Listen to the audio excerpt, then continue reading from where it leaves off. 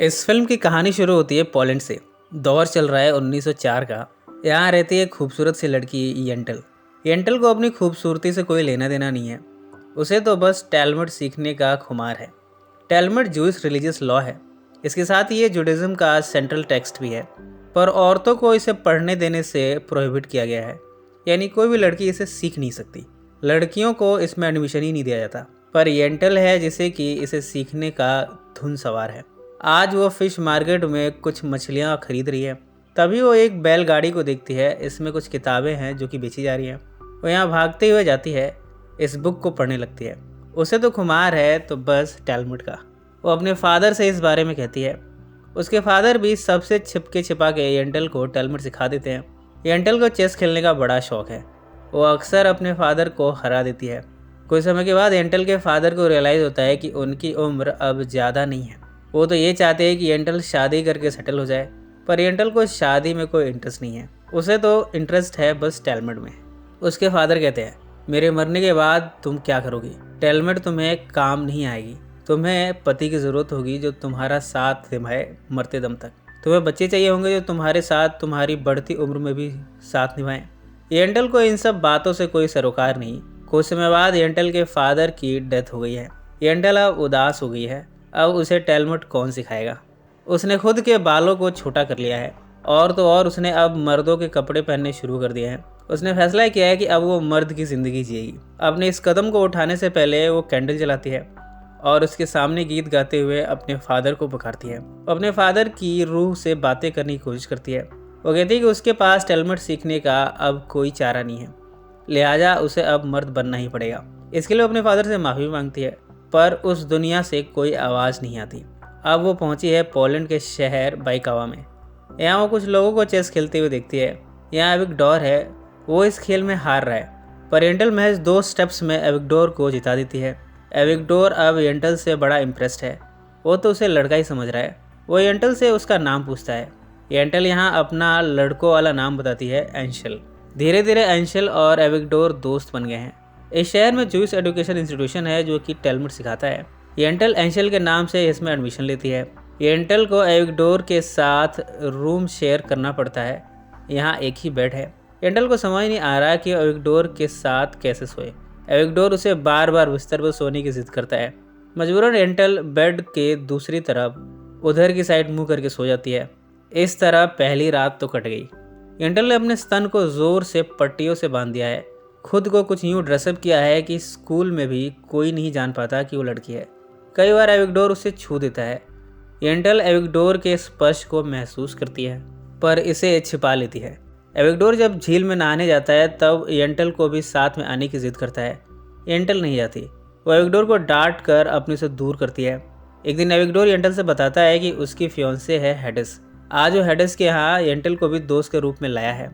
यहाँ dinner table पर Avigdor हेडिस को देखकर उसकी खूबसूरती की तारीफ करता है। हेडिस बड़ी चुपचाप से रहने वाली लड़की है। वो भी एविगडोर को पसंद करती है। इनकी शादी बड़ी जल्द होने वाली है। हेडिस के पेरेंट्स भी इस शादी की तैयारियों में लगे हैं। इधर येंटल के मन में एविगडोर के लिए फीलिंग्स डेवलप होने लगी हैं। कमरे में जब वो अकेले में गाती है तब वो इस गीत के जरिए कहती है कि उसे कितना अच्छा लगता है जब एविगडोर उसे छूता है। पर वो जानती है कि ये सब ख्वाब है, ये सच नहीं हो सकता। अगले दिन वो देखती है कि एविगडोर उदास बैठा है। येंटल उसकी उदासी का कारण पूछती है। एविगडोर बताता है कि उसकी शादी कैंसिल हो गई है। दरअसल एविगडोर के ब्रदर ने पास्ट में खुदकुशी कर ली थी। ये सीक्रेट अब हेडिस के पेरेंट्स को पता चल चुका है और उन्होंने ये शादी तोड़ दी है। येंटल उसे एविगडोर को समझाने की कोशिश करती है पर एविगडोर काफ़ी उदास है कि जिसे वो प्यार करता है वो लड़की अब उसकी नहीं हो सकती। वो भी इसलिए क्योंकि उसकी फैमिली का सीक्रेट उसके रास्ते की अड़चन है। येंटल हेडिस के पेरेंट्स से मिलने जाती है। हेडिस के फादर कहते हैं, मुझे अपनी बेटी के लिए ऐसा लड़का चाहिए जिसका कोई सीक्रेट नहीं हो। इसके बाद हेडिस के फादर की नज़र येंटल पर ही रुक जाती है। हेडिस के पेरेंट्स तो ये चाहते हैं कि हेडिस की शादी अब येंटल से हो जाए। उन्हें येंटल यानी एंशल अच्छा लड़का लगता है। घर आकर येंटल देखती है कि एविगडोर अभी भी उदास है। कुछ दिनों बाद एविगडोर को पता चल चुका है कि हेडिस के पेरेंट्स ने हेडिस के लिए येंटल को पसंद किया है। वो भी इस बात से खुश है। वो जानता है कि एंशल अच्छा लड़का है पर येंटल इस शादी से इनकार करती है। वो कैसे कहे कि वो लड़का नहीं बल्कि लड़की है। अगर वो ऐसा करती है तो उसका टैलमुड सीखने का ख्वाब पूरा नहीं हो पाएगा। उसे स्कूल से रस्टिकेट कर दिया जाएगा। वो शादी को टालने की कोशिश करती है। एविगडोर उसे शादी के लिए फोर्स करता है। उसे एहसास होता है कि येंटल यानी एंशल उसकी बात नहीं मान रहा, वो ये शहर छोड़कर जा रहा है। येंटल एविगडोर से प्यार करती है, वो उसे यूं दूर जाते हुए नहीं देख सकती, लिहाजा वो शादी के लिए मान गई है। कुछ दिनों बाद येंटल और हेडेस की शादी हो गई है। शादी की पहली रात को येंटल्स के सामने बड़ी मुसीबत है। वो कैसे कहे कि हेडेस को वो संभोग का सुख नहीं दे सकती क्योंकि वो एक लड़की है। हेडेस बड़ी भोली वाली है। येंटल उसे पिलो फाइट में उलझा देती है। खेलते खेलते जब हेडेस थक जाती है तब वो सो जाती है। इस तरह येंटल ने पहली रात जैसे तैसे अपनी सीक्रेट को छुपा लिया। अगले दिन एविगडोर इनके घर आता है। वो देखना चाहता है कि हेडेस और उसका बेस्ट फ्रेंड एंशल साथ में कितने खुश हैं। वो कन्विंस है कि सब कुछ ठीक है। बाद में हेडेस येंटल के नज़दीक जाती है। वो उसके चश्मे उतार कर उसके साथ चुंबन क्रिया करती है। जैसे तैसे येंटल अपने आप को छुड़ाती है। आज की रात भी हेडेस सो गई। अब येंटल को अपना सीक्रेट छिपाना मुश्किल हो रहा है। उसने इसकी एक तरकीब निकाली है। वो हेडेस से कहती है, एक औरत जो किसी और से प्यार करती थी, अब अगर वो किसी और मर्द से जिस्मानी संबंध बनाए तो ये जीसस की नज़रों में पाप होगा। हेडेस पहले एविगडोर से प्यार करती थी, उसे भी ये बात सही लगी है। इस तरह अब उसने भी येंटल से जिस्मानी संबंध बनाने की जिद छोड़ दी है। अब येंटल उसे टेलमेट ज़रूर सिखाती है, जो कि औरतों के लिए सिखाना मना है। इस तरह दोनों का टाइम अब साथ में अच्छे से कट जाता है। अब येंटल को रियलाइज़ हो रहा है कि वो हेडेस के साथ उसके अरमानों के साथ गलत कर रही है। कुछ दिनों बाद येंटल एक ट्रिप पर एविगडोर के साथ जाती है। कुछ दिनों तक ये शहर से बाहर रहेंगे। यहाँ एक होटल में येंटल और एविगडोर एक साथ ठहरते हैं। येंटल यहाँ एविगडोर से कहती है कि वो लड़का नहीं बल्कि लड़की है। एविगडोर को ये सब मजाक लगा है। इसके बाद येंटल निर्वस्त्र होते हुए अपने स्तन को दिखाती है। ये सब देखकर पहले तो एविगडोर को गुस्सा आता है। दोनों में यहाँ बहसबाजी होती है। एविगडोर कहता है कि तुमने मुझे बेवकूफ़ बनाया, फिर हेडेस और फिर उसके पेरेंट्स को भी। वो येंटल पर चिल्लाता है। येंटल उसकी बाहों में फूट फूट कर रोने लगती है। वो कहती है कि उसकी मजबूरी थी, वो टेलमेट सीखना चाहती थी, पर साथ ही वो ये भी बताती है कि वो एविगडोर से प्यार करती है, वो उसे अपने से दूर नहीं जाने देना चाहती थी। इन सब में उसका झूठ बड़ा होता गया। यहाँ एविगडोर को रियलाइज़ होता है कि येंटल ने जो कुछ भी किया मजबूरी में किया।